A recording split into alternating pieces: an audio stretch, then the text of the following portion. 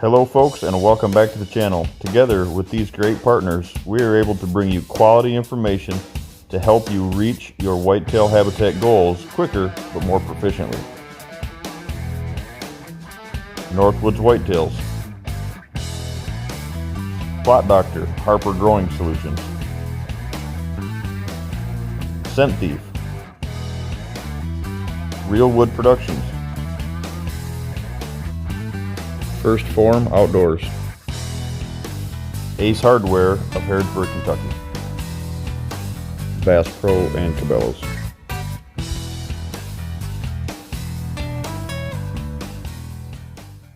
Good morning, guys. Welcome back to the channel.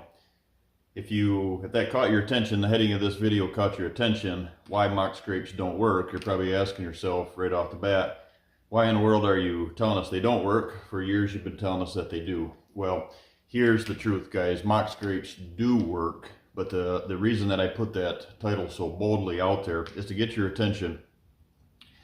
This time of the year, there's a lot of focus going on these, rut, pre-rut, and rut tactics, and a lot of them have to do with the use of scrapes, whether that's a native scrape or a mock scrape.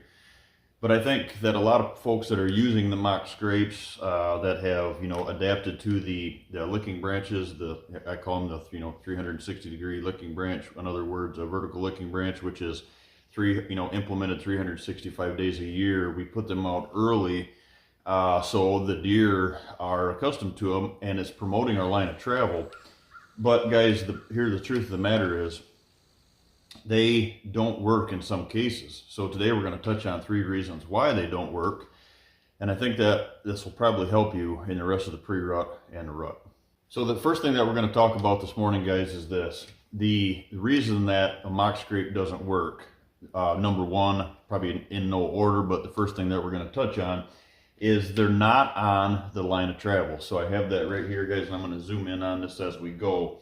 They're not on the line of travel. I see a lot of folks putting them out at edge of the field, whether you're promoting the line of travel or not, but you're asking for a miracle, right? Just to hang a licking branch out in the middle of the timber, and because your stand's there, they're supposed to go to it. Don't get me wrong, they are a magnet. It's a visual magnet, but once they hone in on it and they start kind of becoming accustomed to it, I've seen deer come from 100 yards just to use them, right? Even in a shot plot, or ones I don't recommend in a food plot. But I mean, I've seen deer come across the field, come into a shot plot, kind of veer off the promoted line of travel to use them. You don't want that to be such of a draw or a wish. You want to put it directly in their face. So what we're gonna jump to the board here, and I'm gonna kind of give you a rundown of each one of these. And let's start with this one. That promoted line of travel, guys, I'm talking is, I try to parallel the transition with your access, right? Your property lines. Now, if you're in ridge country, that could be interior. So take that for what that's worth on your property. But this promoted line, this red line represents the promoted line of travel. So if you don't have them right on that line of travel, like I said, you're asking for a miracle that something is going to veer off the core or the neighboring properties or whatever just to stop here. So the problem with that is you're going to get a lot of deer movement. The only way that this is going to be powerful is if a buck or any deer can use it, but when they get downwind, as far as a hunting strategy, they want to make sure that they're reading that information when they're coming into it. So if it's the only promoted licking branch in a timber setting with big canopy and no browse, and they're not making a lot of their native scrapes anyway, you're going to find, guys, you're going to find a bunch of this deer movement that's going to come in. And in order for, let's just use a northwest wind, for example, this deer is coming through the timber on a line of travel that you're not promoting. He's coming down through here. What you're going to find is this deer is going to come into these areas like this, J-hook, if you will, right? You've all heard that term, kind of J-hook into that.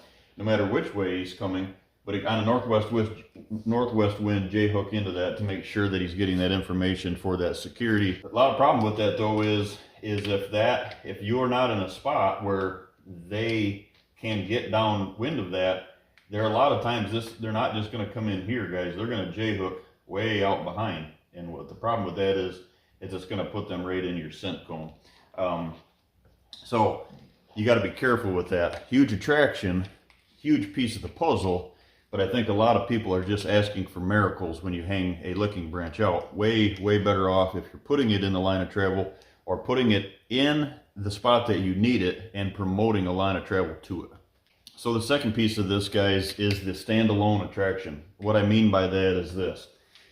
The licking branch has so much power in it, and it has such a piece in the habitat, build wise, right? And that habitat strategy. I call them the phone booths, right? Because it's just a hub. They become a hub.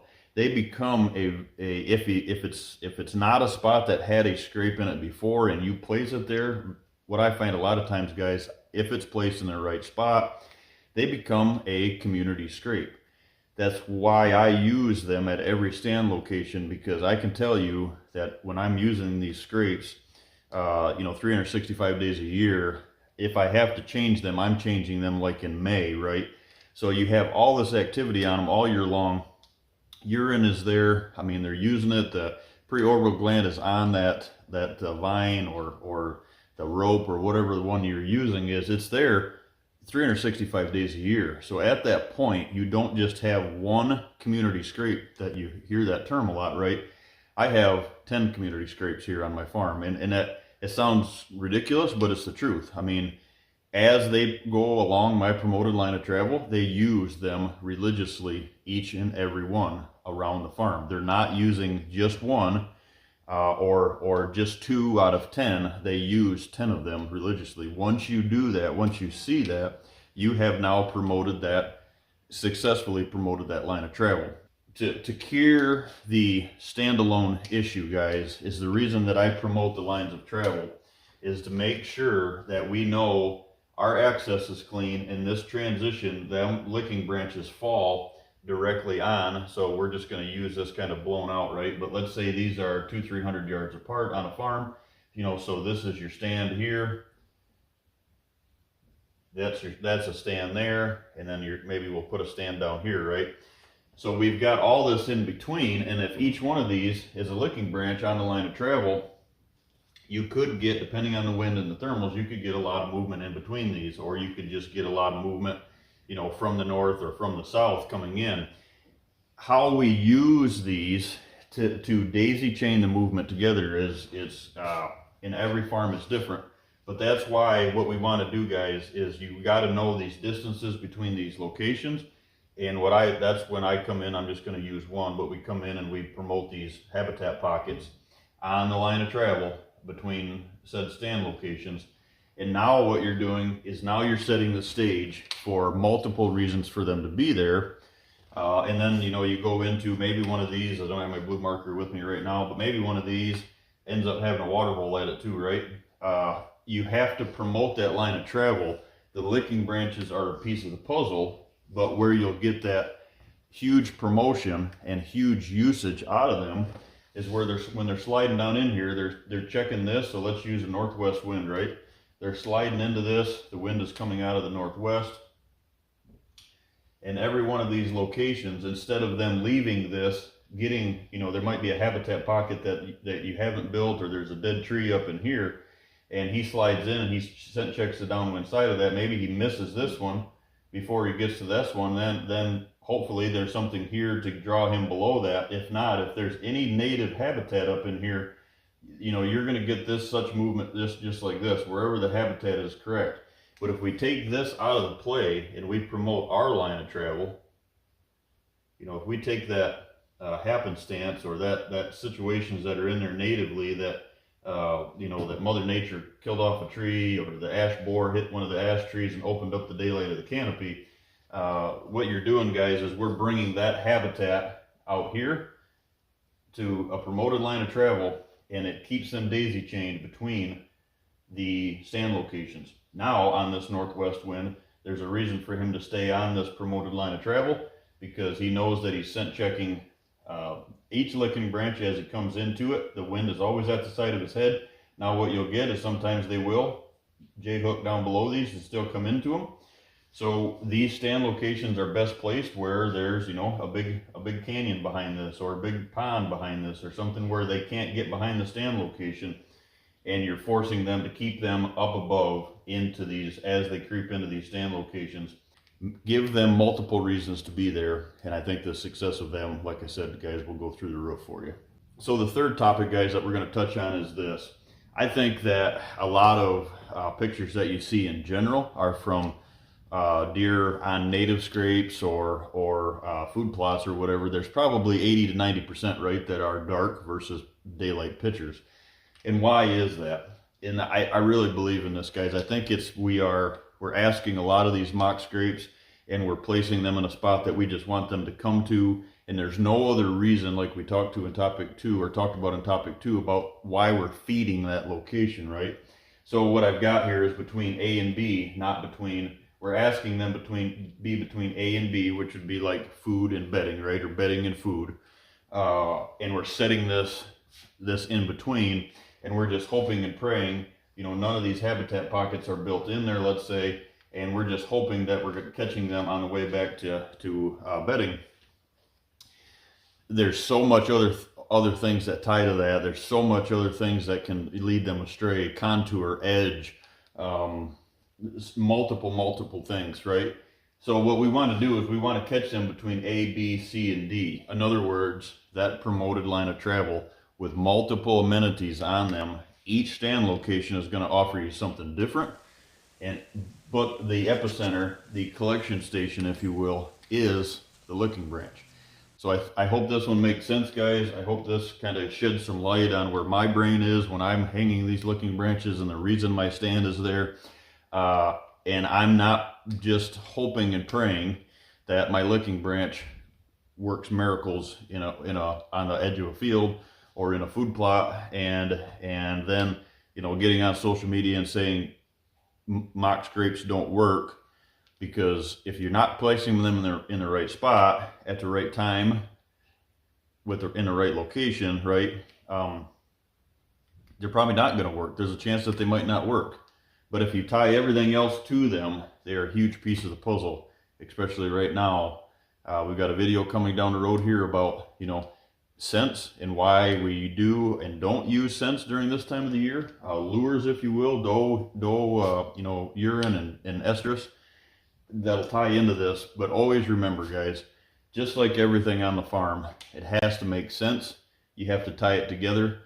Don't just ask a licking branch to do miracles like you're asking your food plot to do miracles, because there's a slim chance. Does it happen? Yes, it does.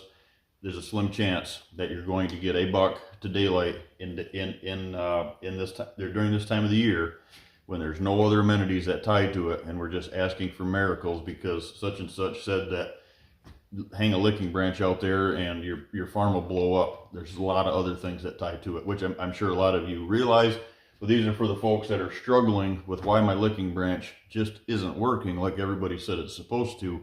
And the reason for that is there's too much of this other habitat pockets that are steering them deer astray, and you're not on. If you're a public land hunter, maybe you can't. Maybe you got to go find it. Maybe you can't improve it, right? Maybe you have to do some you know, boots on the ground and find that, right? Or if you're a private landowner and or leasing a property, you have to bring that stuff to you. And if that's the spot that you need to be in, that helps your access in and out, your entrance and exit programs, your plans, that stand locations has to be there. There's multiple things that you can do to make that licking branch explode, but just don't ask miracles. Make sure you're tying other things to it. Thanks, guys.